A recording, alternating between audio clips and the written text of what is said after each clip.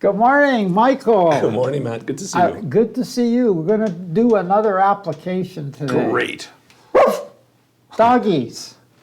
We're going to use a doggy thing where the doggie's running along a beach. Okay. And he sees a dog biscuit in the water.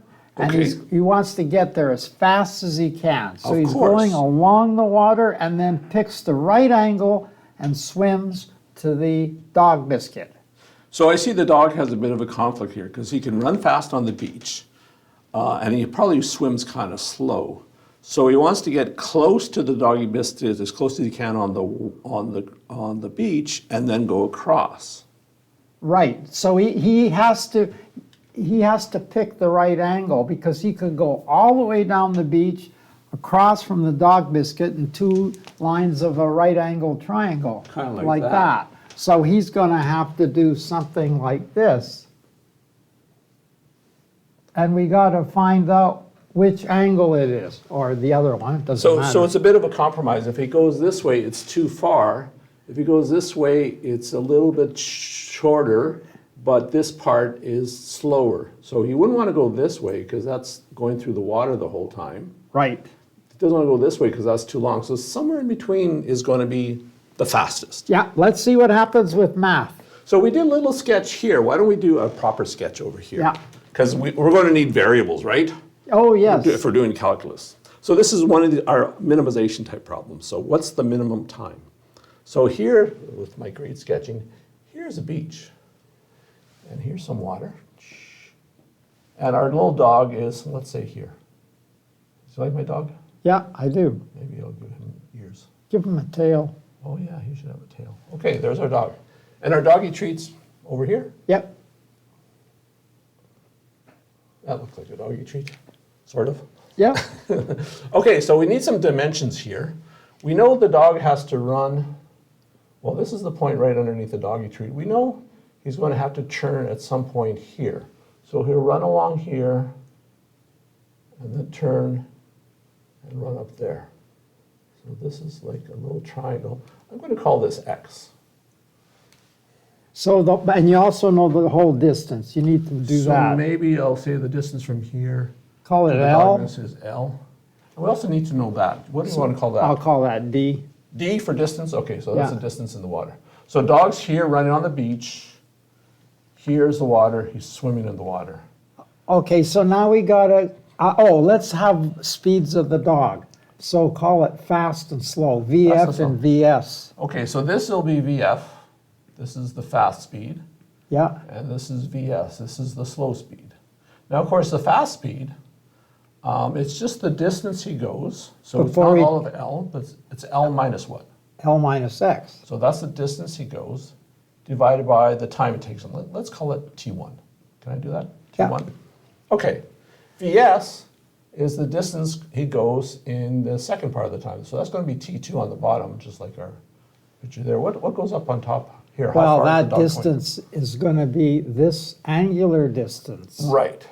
So it's Pythagoras. Pythagoras. So you take this, Square it, take this, square it, Add add 'em them, up, square root square it. root. So we go, this is the square root of x squared plus b squared. Yep, that's right. Okay, so that's slow speed, fast speed. And X appears in both, so Right. we gotta find the shortest time. Shortest time, so we'll call this big T of time. It depends on x. So the dog could run anywhere for any x value we want, so we have a function of x. Yeah, that's good. Let's see what happens. So I take the two times, I add them up. The time on the beach plus the time on the water.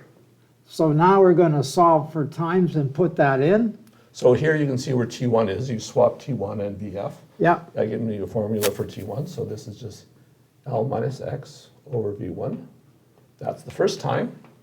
The second time is, same thing, but with Pythagoras square root. so up here goes X squared plus D squared divided by V2. We're That's- doing V fast and V slow. Oh, you are right. Okay, So so this make is that V an F. fast. That's easy to And fix. then this is V slow. Can I do this? Yeah, that Yeah, works. looks like a V slow. Okay, so now we know about minimum, so we have to find where this function is, or flat. And what did we learn about finding minimums? What do we have to calculate first? You have to calculate the derivative. So let's calculate the derivative. Now this isn't too hard. Okay, I'm going to use our good old notation for derivative with a little prime. By the way, it was a Frenchman who invented that notation. Oh, what was his name? Either Lagrange or Laplace. I think it was Lagrange. I think it was Lagrange too, yeah. Yeah, put in the dash. Very there. handy notation. Very handy. Yay, French. Les enfants de la patrie. Now this is pretty easy. VF, that's just a number. It's a constant. It could be like 2 Yeah, meters and per then- second. This is the length. It's just a constant. So the only place the variable shows up here is there. So derivative minus x is minus 1. Well, so you get -1, and then there's this constant there, so you get over V of F. Boy, it couldn't get any easier than that. That was the easy one. This one's a little bit harder, right? Chain rule. Chain Tweet, tweet. So this thing, the square root, you can think of that as something raised to the half power. Okay, so x squared plus d squared raised to the half power. Chain rule says, okay, first of all, you take the derivative of this. We know that when you have something to the power, you pull the power out front, you take the something, and you subtract 1 off the half. Yeah, so what's it's half minus a one? half. Minus a half, right? And in there is x squared plus d squared. Okay. And then now chain rule, so this becomes 2x times 2x. So the derivative of the inside part is 2x. And then there was a vs underneath the whole thing. Hey, and the 2's cancel The out. 2's cancel, and this can go down to the bottom as a square root. So this gives me t prime of x is equal to -1 over the fast velocity. The 2's cancel, plus x over the square root of x squared plus d squared. And somewhere in there I should put vs. So I'll put it here. Oh, we're just about done. Just about Well, done. not So quite. what do we know about the derivative? What do we have to do with the derivative in order to find the minimum? Where it's flat. Where it's flat. So this thing better have a slope of 0. So we want to put this equal to 0. Oh, good. So we kind of see already the ratio of the velocities is going to come into Yeah, you this. can see if I bring this to the other side, I'll get a 1 over VF, and I can bring the VF onto here. And so maybe it's easiest to say I just have this equation, slow velocity over fast velocity is equal to x over root x squared plus d squared. Yeah, now square both sides. Now, why don't we stop there? Because I think we know a little bit of geometry. Oh, you want to do it in terms of angles. Yeah, so if you look at x, here we have x. If we look at that, this is this angle here.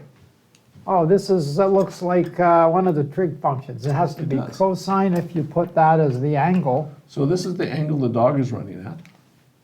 Yeah, So we that's got, cosine. yeah, cosine, because it's adjacent divided by hypotenuse. It's cosine.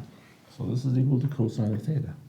And we're done. We don't have to solve any algebra. There's We no know algebra that to be you done there. you know that you take this and you find what the value of cosine is, and it's slow over fast is less than 1. Mm-hmm. So it's going to work, and we're done. We're done. And you know what I like to do? This I call what do I call it? I don't even I don't know what you call it. the test, the rational test. Does it make sense? So suppose a dog can swim slow and run fast. Maybe he runs 1 meter per second for slow, and 2 meters. Swims at 1 meter per second and runs at 2 meters per second. So then that's a half. So if I get 1/2 It's about 60 degrees. cos theta, Isn't that 60 degrees? that tells me, yeah. Or root 3 over 2. No, theta is 60 degrees. 60 degrees, yeah. Yeah. So that would mean this would be 60 degrees. Does that make sense? It Sure. seems to make sense. He's got to run a lot of time along the beach and then scoot his way up there. So I want to do this. That's a dog biscuit, and I want to do that.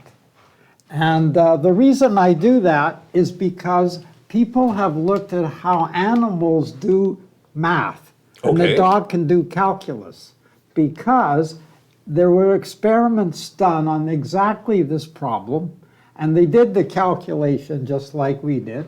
Then they measured When you the say angle. they, you mean the scientist, not the dog. Not the dog. The scientists did the measurements and came with an experimental error close to the calculus result. So the dog is figuring out this solution just from intuition Yeah. and experience. And That's maybe awesome. he has a neural net that does it.